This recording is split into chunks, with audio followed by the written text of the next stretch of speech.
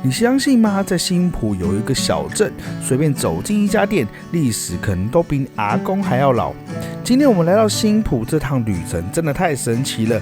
早市里热情请我们吃爱炒麻糬的凤娇阿嬷，到92岁坚持手冲冰火豆花的邱婆婆。我们在晒满金黄柿饼的古厝里闻见了秋天的香气，更在巷弄里挖到了全台最老、传承162年的神秘饼铺。这里卖的不只是板条和美食，更是一口口浓得化不开的客家人情味。如果你也喜欢这种有故事的老味道，这一集绝对会让你感动。我们出发吧！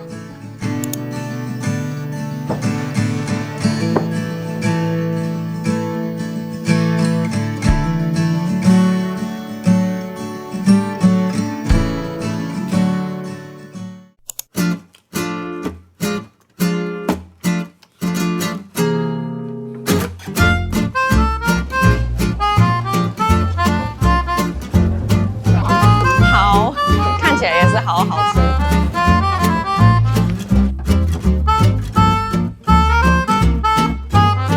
我们现在来到新埔第一市场里面的凤娇客家传统米食。那这家呢，它其实是早餐场，所以呢，你要很早来才能够吃得到。那现在因为还没有过中午，我们就是比较晚起的人啊，所以呢，一般我们就会比较少碰到这边的东西这样。毕竟我们住在淡水，还是离这边蛮远的。真的，那我们还好啊，今天运气很好，来的时候阿嬷这边还有蛮多东西的。然后我买了一个蛮神奇的东西，叫做阿嬷说这是麻糬，然后它是艾草做的，然后你要吃多少你就切一点点，所以呢，阿嬷很亲切，就帮我们拿刀子下来，帮我们切一小块。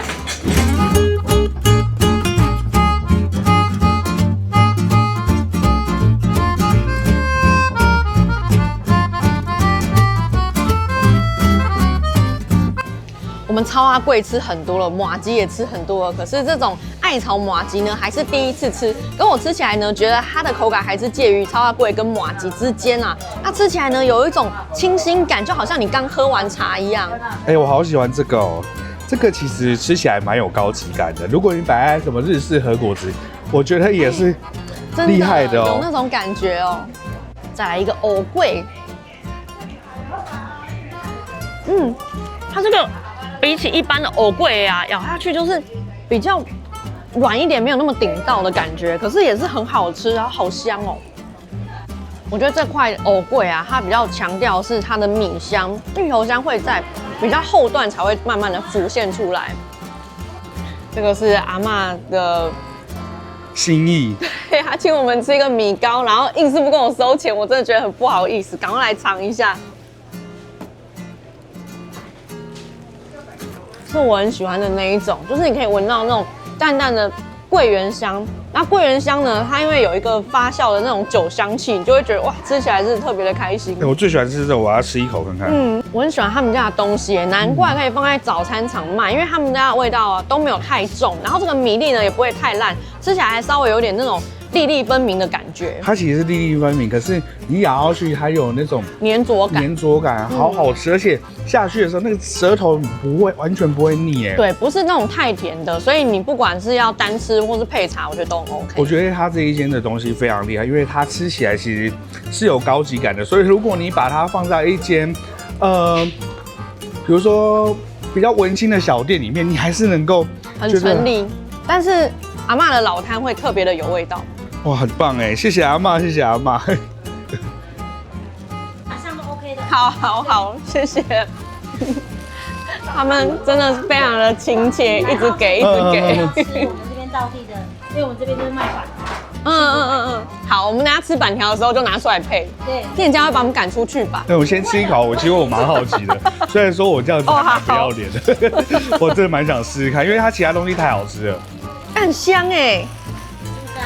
他自己卤的那个猪肝，非常好吃。我第一次吃猪肝啊，吃的很像那种在吃零嘴一样。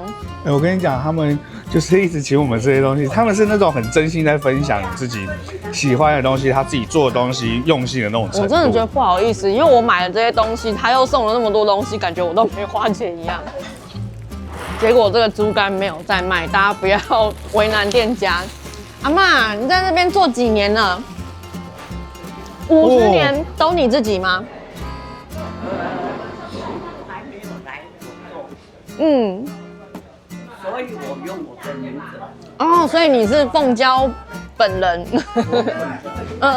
媳妇来了，我女儿说：“妈妈，我要去花莲，因为她上班，高普跑过去上班，我要去花莲，人手不够。”我媳妇听到说我放掉，她很认真啊。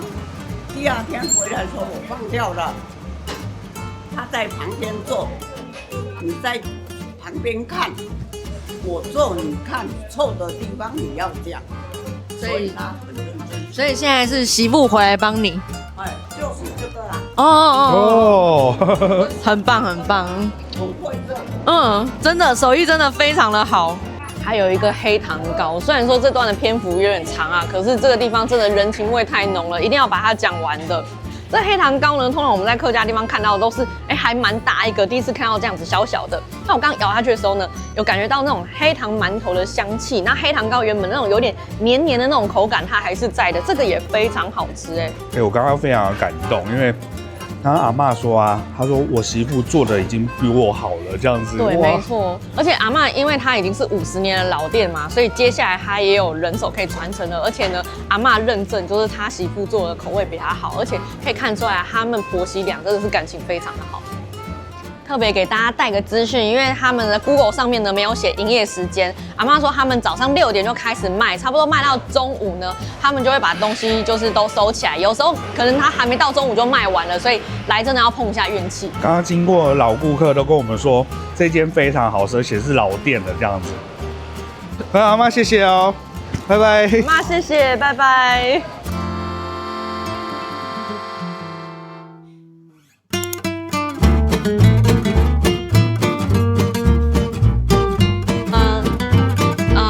珍珠的好吗？是一个珍珠的。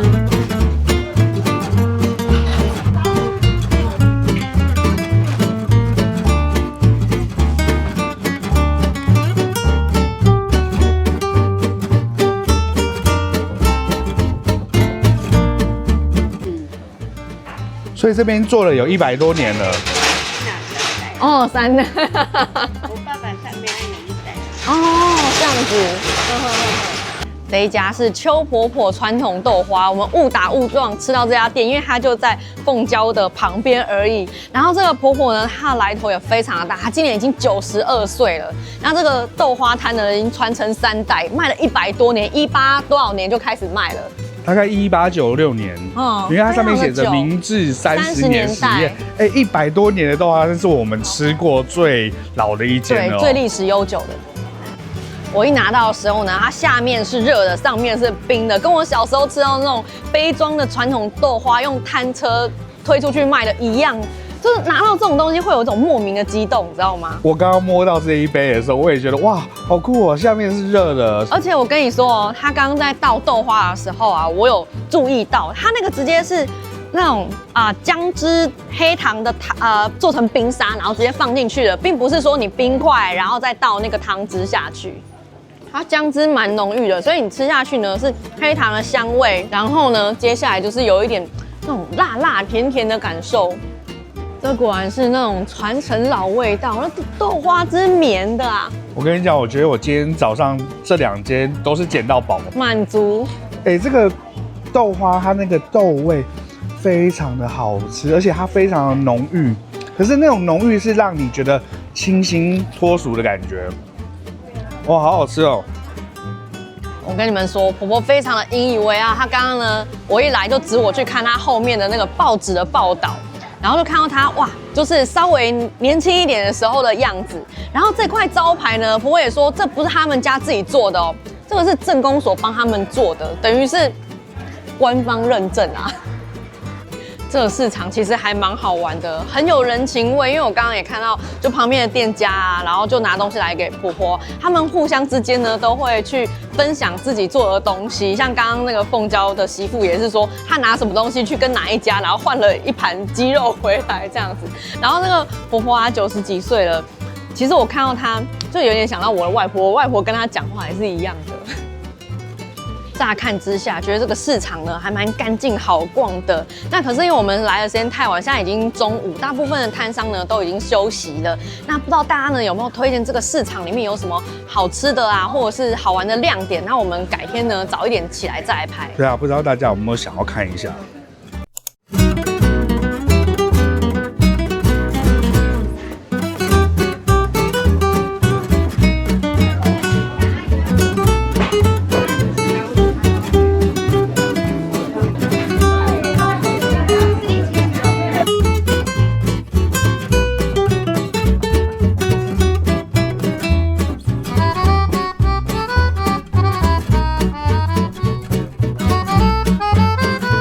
这一家是市场里面的老店，叫做日升饮食店。那它在市场里面呢，已经有80多年的历史了哦。据说呢，就是新埔早期啊，因为橘子很盛产，然后其实我发现说，这附近真的还有一些橘子园在这边。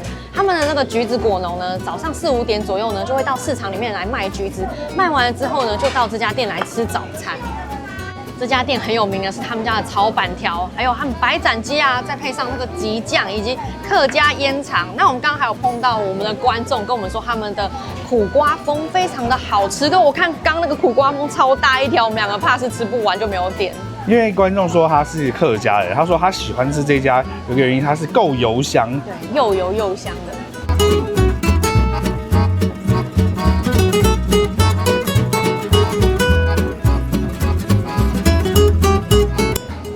炒板条真的蛮特别的，你看它这个酱色这么浓啊，可是我吃进去完全不是那种单纯酱香，是胡椒香再配上油葱香。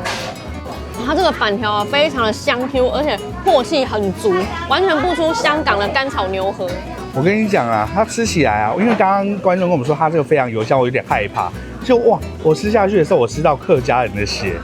这样形容好奇怪。客家人的血液流的都是葱油、油葱香。对，我刚刚一口下去被那个胡椒辣到，它其实里面的胡椒掺的非常的多你这样讲，我觉得就是客家人会哇，听着就很好吃这样子，因为他们就喜欢这个味道。我觉得闽南人听了也觉得非常好吃。接下来这一份是烟肠，口味绝对是顶级的存在。你别看它旁边的这个粉红色的酱，看起来人畜无害，事实上辣的后劲会一直慢慢从嘴巴释放出来。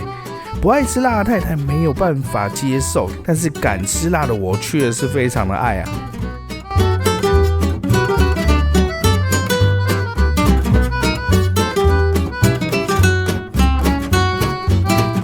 这一道是橘酱肚片，对我来说呢，也是一个蛮新鲜的体验。这个道菜呢，在别的地方没有吃过，以前吃到都是酸菜肚片啊，那它一样就是那种酸酸的味道，可是跟酸菜又不一样，多了一个果酸香。其实客家菜我觉得蛮喜欢做酸酸咸咸的，然后闽南菜喜欢做酸酸咸咸甜甜的，没错。来，这里面的笋啊，也是酸酸的，然后更酸一些，所以在这道菜里面呢，光是酸就有不同的层次感。那我觉得这个菜呢也是蛮看人吃的，因为像我们也吃过橘酱高丽菜，那我们家阿嬷呢就是怎么吃她都不习惯。这个的话呢，我觉得她如果试到呢，喜不喜欢真的也未可知啊。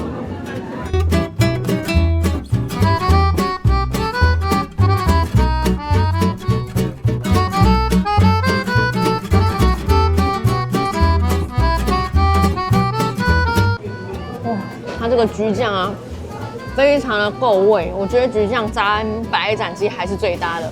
我觉得这是客家人的血小板，因为他们血液流的是那个客家油葱，可是他们血小板流的是橘酱，这真是灵魂呢，你知道吗？它这个白斩鸡非常油香，你看它的鸡皮那么厚，我刚刚其实有点害怕说吃下去会太油腻，结果不会，一种可以说清新感嘛，好奇怪。可以。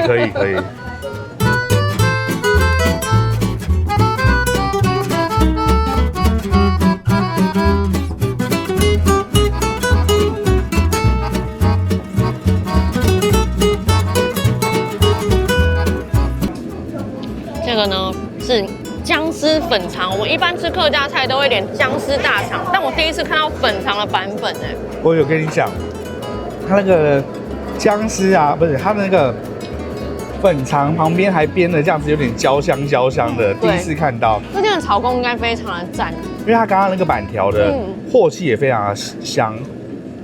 你知道看到这样子让我想到什么吗？什么？就是日本的那种烧烤啊，烤肠子有没有？就是长这种样子。而且它的粉肠呢，吃起来也不是那种软烂的口感，是稍微带点脆感的。哦，天哪，这个好下酒哦！这烤肠香气非常的棒，哎，不是烤的，人家是炒的。然后我跟你讲，它这个酸味呢，就是偏自然的，一吃就知道不是那种工业醋酸加下去，那个都太酸了。好好吃哦，它那个真的是烤肠的味道哎。哎，我跟你讲，连这个姜都非常的香。哦，这个一定要点起来，这我下次来，我会特地为了这一盘来吃我自己啊。我们今天是平日的中午时间来，然后用餐的人潮其实就已经还蛮多，所以如果大家假日来的话，千万有点耐心，而且它的出餐呢也是慢慢出，大家要有点先轻一直在吃它啦。哎，这间很赞哎，而且都是饕客。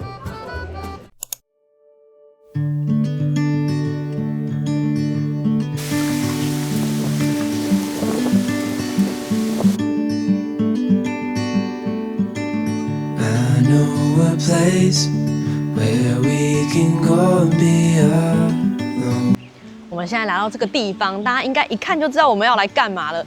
这里是味味家柿饼教育农园，然后我们上来这边呢，看到一个老房子，它的广场呢晒着一堆的柿饼。可是说真的，我今天呢才刚看到新闻说，因为今年就是暑假的时候台风非常的多，所以呢今年的柿子呢欠收。我们以往呢，在图片上看到都是哇叠好几层，然后全部都是满的。可是我现在来到现场只看到这样子而已。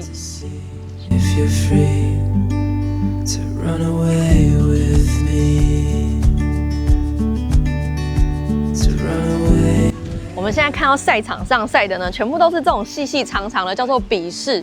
那我们刚刚呢开车来的时候，其实在高速公路上面啊，那个风大到把整台车吹来晃来晃去的。我觉得这个也是哦，就是他们可以风干柿饼的一个主要原因之一。你刚刚跟我讲笔试，我就想要，就是人家去考试，对，所以我想说，我就想要这个拿去考哦，比较考试之类的。那所以我试吃一下叫做口试咯。没错。因为我们住在淡水啊，入冬以来呢，淡水那个地方就会开始下雨啊，阴雨绵绵，天气不好。可是呢，我来到新竹啊，你看就是这种好天气，我刚出门的时候还在犹豫要带厚外套，来这边完全不用穿。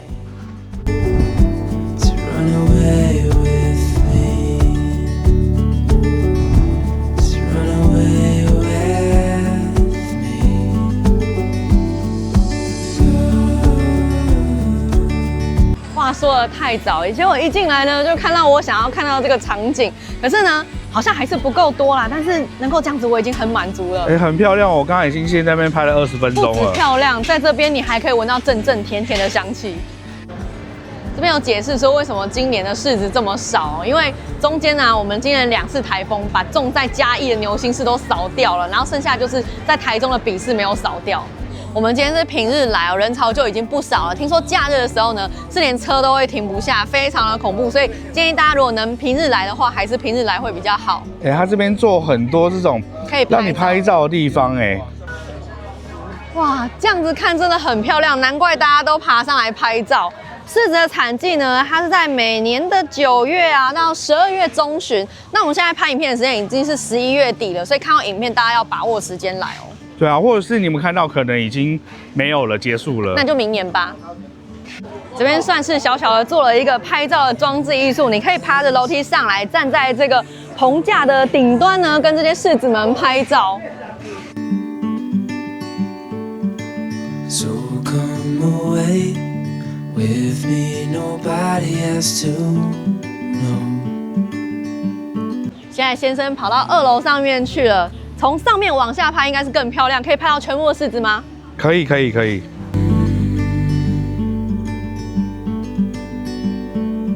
I was just calling to see if you're free to run away with me,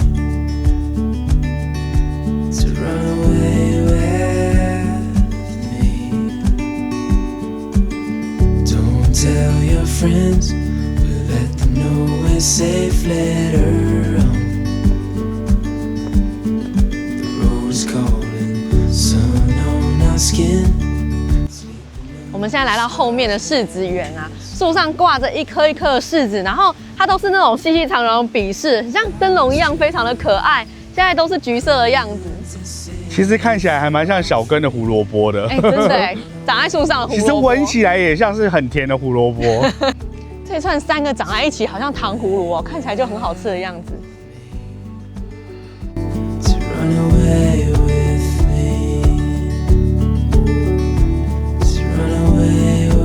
突然来到一个有点像城堡的地方，他是想要示意这是客家圆楼，是不是？你不要看到圆的就说是客家圆楼，好不好？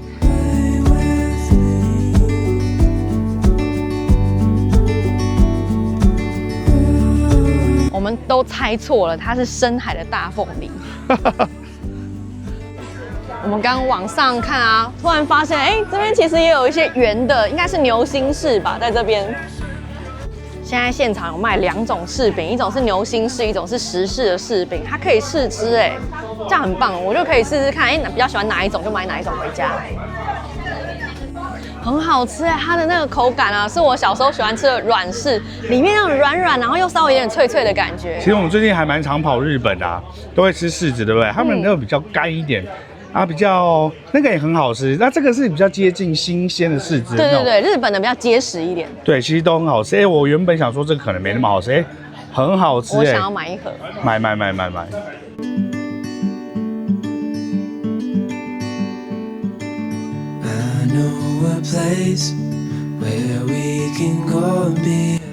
我刚看人家在吃这个柿子冰哦，我觉得非常的有意思，因为人家就问说这里下面冰，说这是奇亚冰，奇亚冰的奇亚冰，奇亚冰，奇亚冰。对，我没有吃过哎，试试看。它刚从那个保丽龙箱拿出来，所以没有冰到非常的硬，我很喜欢这个口感。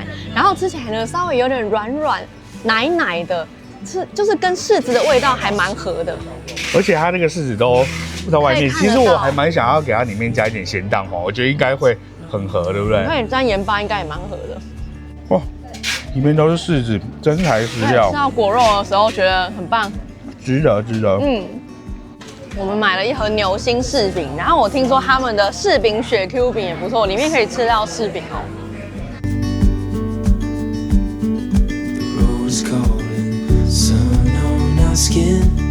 Sleeping under stars when it's gone。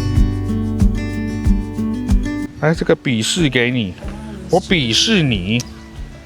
很讨厌的你。你跟大家讲一下为什么我们今天会来这边。好 ，OK， 就是呢，我们5、6月的时候啊，有来这边拍一集。那当时看到这种柿子的照片啊，哇，非常的漂亮，所以就决定柿子季节的时候要再来一次。然后再来是最近呢，我们家2年级的小朋友国语课本里面有一课课文叫做《小镇的柿饼节》，就一直吵着我们要带他来。就后来讲一讲了，他就说，我只想要吃到柿饼跟柿子就可以了。所以我们熟的那个烤过的跟那个都一起买回去给他。我跟你讲，他们课本里面啊，其实可以找人家业配，因为我们也算是被业配到，有没有？哎，其实你可以看一下最近的影片，如果有来拍新埔的啊，大部分都是说因为课文所以来的。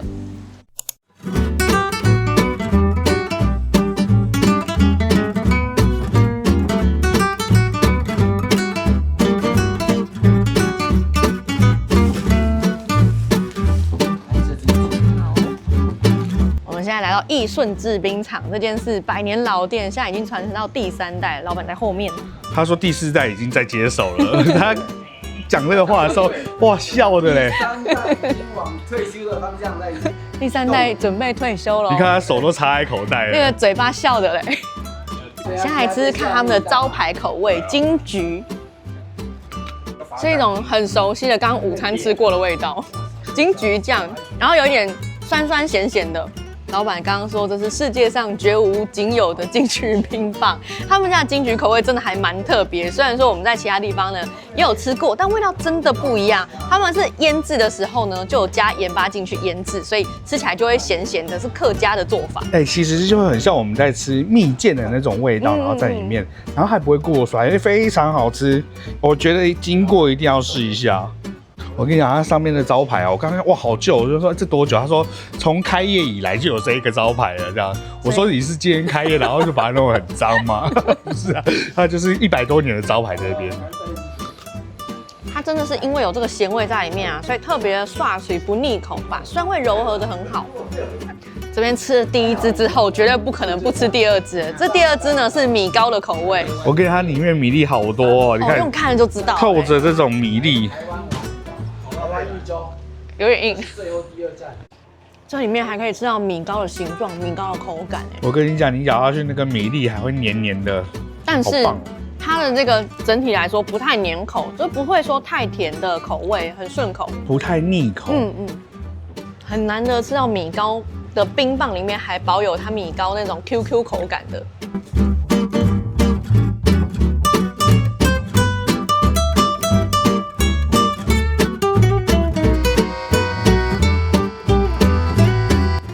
是他们制冰的模具，像这边这个呢是他们第2代在用的模具，这个是第3代、第4代在用的模具。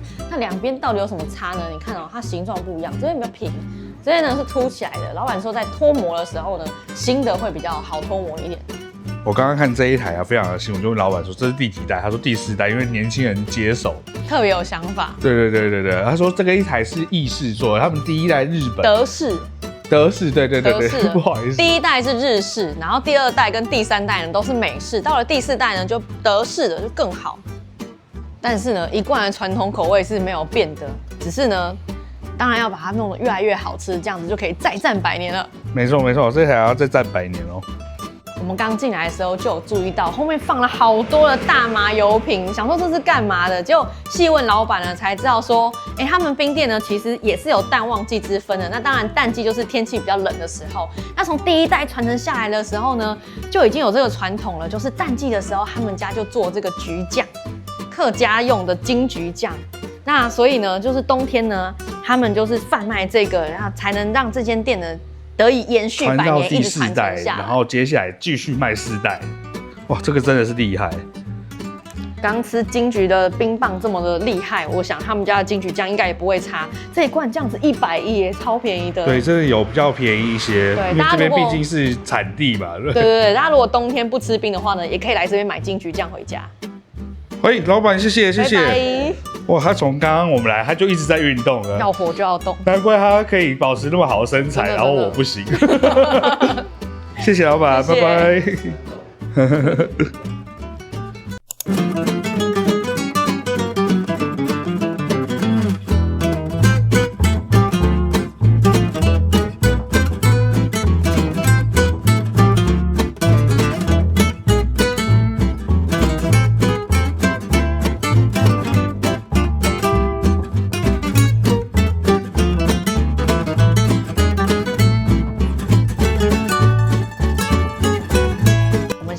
旅顺兴饼铺，上一次来到新埔拍影片的时候，吃到他们家的竹堑饼，非常的喜欢，所以这次呢，还是专程来买他们家的竹堑饼，解馋。它这个金桔味呢，特别的浓。我跟你讲，大家想不到，我们刚刚100年的冰店已经不够老，这个162年了。对，我们上次拍完那一集影片之后呢，因为我们有说它160多年，然后你看它这边陈列的文物啊，像一个小型的文物馆、博物馆一样，也都是老东西。然后有一个观众呢，非常好玩、很热心的帮我们陈列了台湾很多老饼店的年纪啊。然后结果呢，列一列哦，他连续查了好几天哦，列了不知道几十家给我们，没有一家能够打败过这一间旅顺兴。不是，我跟你讲，那一次我们就说这一间应该是我们知道最老的，然后他就一直查，他连续查了5天。然后每天都更新，然后有时候半夜都在更新，2、3个小时更新。他大概查了50几家、100家，永远都是这一间是最老的。不知道有没有那种学者刚好有看到这一篇影片，可不可以告诉我们说旅顺兴到底是不是全台湾最老的饼店呢？对，那这一间它就是一个有点像小博物馆，可以参观一下这些旧的器具这样子。对，那详细的影片呢，我建议大家可以去参考我们上一集的新埔影片。那为了大家方便，我之后会把那一集的连结贴在这一集影片的资讯栏，大家就可以直接点进去看了。对，那我们蛮推荐他们的竹堑饼，你看就是历经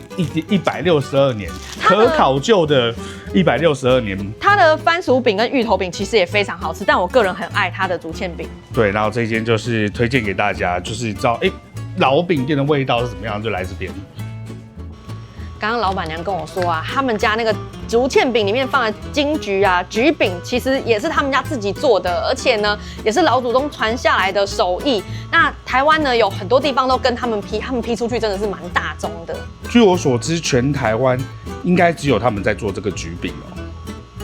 像最近就是天气冷了嘛，然后有一些人感冒啊什么的，这个直接吃呢，或是泡茶呢，都非常的棒，会比较舒适一点。像我最近就有一点点喉咙哑哑的，像前几天录音就是你录的，就是因为这样子。对。本来想说今天进来就是买个竹堑饼就走，没想到老板娘就一直挖宝贝出来给我们。之前呢，他们是做蜜饯的，那他们有做一款就是嫩姜的蜜饯，吃起来呢就是有姜的味道，但不会太辣。然后上面呢有那种糖粉，增加一些口感，也是很特别。大概全台湾也是只有他们有。真的很多独有的东西。我们怕篇幅太长啊，但是这个真的很好吃，有进来的话就买起来吧。非常的特别。我们来总结一下，这次呢是我们第2次到新埔这个小镇来玩了。其实第1次来的时候呢，心里是有点忐忑，想说，会不会拍不到什么东西回去？结果玩到后面的时候，发现，挖到了很多宝藏。于是呢，我们又来了第2趟。那来了第2趟之后呢，其实我已经知道它很好玩了，会有什么样的内容。可是走着走着就发现说，不对。我好像还可以再来第3趟，有很多东西呢是我们都还没有去发掘到的。那这些东西呢，我们就保留在下一次呢，再告诉大家新埔这个地方到底有什么好玩的。其实我觉得这小镇的规划的蛮不错，游玩的素材很丰富，比如说它有很多的100年老店的小吃，然后有一些点心，那当然也有一些观光资源，比如说像我们今天去的柿饼农场啊，然后还有一些后面以后再告诉大家。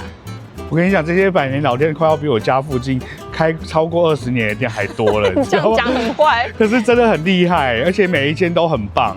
然后我想要补充一下板条，今天呢，我想我不管吃哪一家板条呢，新埔人大概都会有意见，因为在新埔呢有非常多间的板条呢，新埔人每人心中有他的那一间板条店，就跟淡水的阿给是一样的。对，所以你们可以继续推荐，那反正我们就都吃吃看这样子，然后等我们全部都吃过再告诉大家我们心中的第1名是什么。那我们今天就先到这边啦，大家拜拜。